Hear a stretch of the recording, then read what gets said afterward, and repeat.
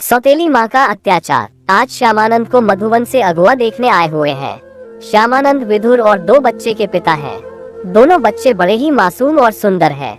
देखने वाले देखते ही रह जाते हैं। लड़की के पिता भोला प्रसाद दोनों बच्चों को देखते ही मोहित हो गए। भोला प्रसाद बोले, कितने सुंदर बच्चे हैं, जैसे राम लक्ष्मण हो। मेरी बेटी के लिए तो राम लक्ष्मण बेटे पहले से ही तैयार है। मैं अपनी बेटी उर्मिला की शादी श्यामानंद बाबू से ही करूँगा।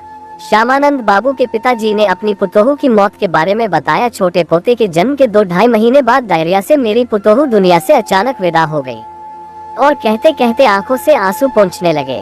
भोला प्रसाद बोले, कामेश्वर बाबू, हानि लाभ, जीवन मरण और यश अपयश विधि के हाथ में है, आप दुखी ना हो।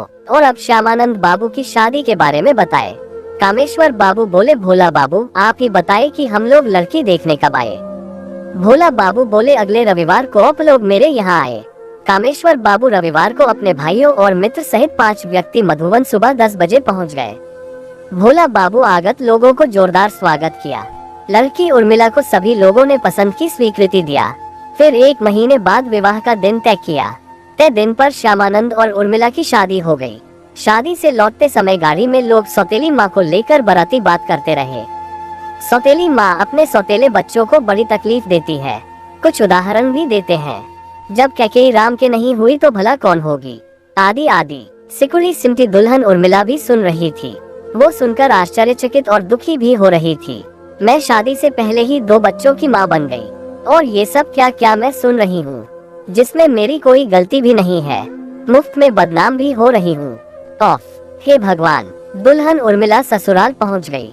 शादी की रस्म पूरी की जा रही है और कुछ औरतें सौतेली माँ की बुराइयां भी कर रही है। बुराइयां करने में कुछ सौतेली माँ भी है। औरत भी विचित्र जीव है, उसे अपनी ही शिकायत करने में भी मजा आता है। औरत औरत की ही दुश्मन होती है। रात में श्यामानंद ने अपनी नई नबेली दुल्हन को बताया, उर्मिला गाड़ी में बाराती और ससुराल की औरतें की सौतेली माँ की कथाओं पर दुखी होने की जरूरत नहीं है।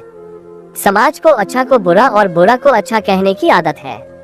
हमें यह तय करना है कि अच्छा क्या है और बुरा क्या है। हमें अपना कर्तव्य निभाना है। अब दोनों बच्चे पढ़ने की उम्र का हो गया है। श्यामानंद रामपुर मधुबनी के एक वित्त रहित कॉलेज में पढ़ाते हैं। प्राइवेट ट्यूशन के पैसे और घर के चावल दाल से गृहस्थी की गाड़ी खींच रहे हैं। वे सपरिवार रामपुर में ही रहते हैं। बच्चों के नाम उसी कॉलेज में पढ़ाने वाले साथी के प्राइवेट स्कूल में लिखा देते हैं। बच्चे वहीं पढ़ने लगते हैं। श्यामानंद सौभाग्यवश बीपीएससी परीक्षा पास करने के बाद सरकारी विद्यालय में शिक्षक की नौकरी पाने में सफल हो जाते हैं। बच्चों की पढ़ाई जारी रहती है। उर्मिला भी सिलाई कढ़ाई करती है और बच्चों की पढ़ाई में मदद करती है। बच्चों की परवरिश में कोई कमी नहीं रखती है। हर दैख में दुखी और हर सुख में सुखी रहती है। अनजान लोग नहीं जान पाते हैं कि उर्मिला सौतेली माँ है। सौतेली माँ का कोई प्रसंग नहीं सुनना चाहती है। आज उर्मिला बहुत खुश है।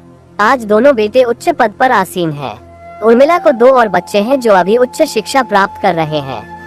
अब लोग कहते हैं अपनी माँ से भी बढ़कर होती है सौतेली माँ।